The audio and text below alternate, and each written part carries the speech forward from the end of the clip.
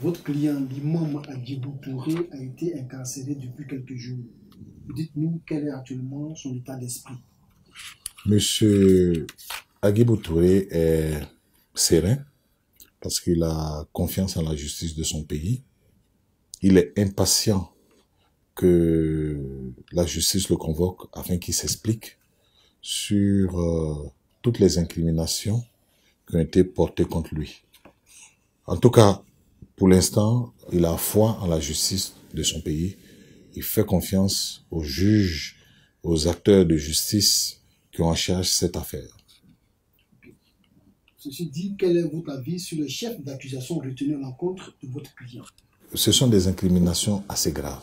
Je peux vous dire que ces incriminations, lorsqu'elles ont été portées à la connaissance de Agibou, l'ont profondément meurtri.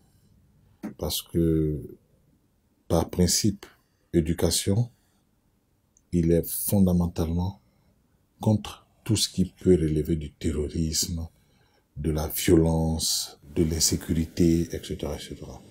C'est quelqu'un qui a toujours prôné un islam apaisé et d'ouverture. Il a été blessé. Il a été blessé par tout ce qui a été porté contre lui. Moi, personnellement, pour vous dire vrai, peut-être par expérience des formations professionnelles, une incrimination portée à ce stade à l'encontre de quelqu'un, ça ne veut absolument rien dire. Il va falloir attendre la fin de l'instruction et éventuellement un procès pour savoir si effectivement les incriminations portées à l'encontre de la personne sont avérées. C'est en ce moment-là, effectivement, qu'on peut tirer des conclusions. Mais pour l'heure, ce ne sont que des charges qui ont été portées en son encontre à un stade où une enquête se déroule. Voilà. Et Dieu merci, c'est une enquête qui se déroule selon des règles bien précises, à charge et à décharge. On peut vous accuser de la sorte. Le magistrat instructeur qui est en charge du dossier va vérifier s'il y a des indices personnels contre vous qui vous rattachent à ces incriminations. S'il n'y en a pas, également, le dit magistrat instructeur le dira. Donc, pour moi, c'est pas des incriminations qui me meuvent particulièrement, dans la mesure où on est à un stade d'enquête judiciaire.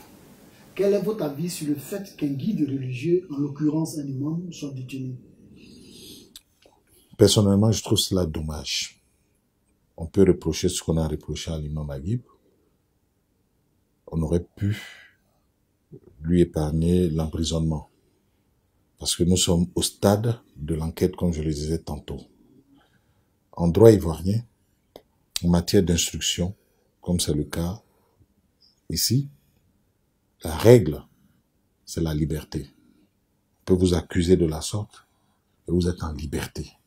Parce qu'on est en matière délictuelle. C'est pas un crime pour l'instant. L'imam Agibou est un dignitaire religieux et il n'avait aucun intérêt et on ne courait aucun risque qu'il disparaisse du jour au lendemain dans la nature.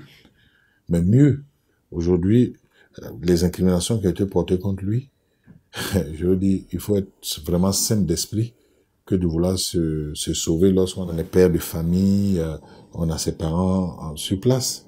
Voilà, je pense que il avait tout intérêt et il a tout intérêt à collaborer avec l'œuvre de justice pour la manifestation de la vérité afin de se blanchir de ces incriminations qui ont été portées contre lui.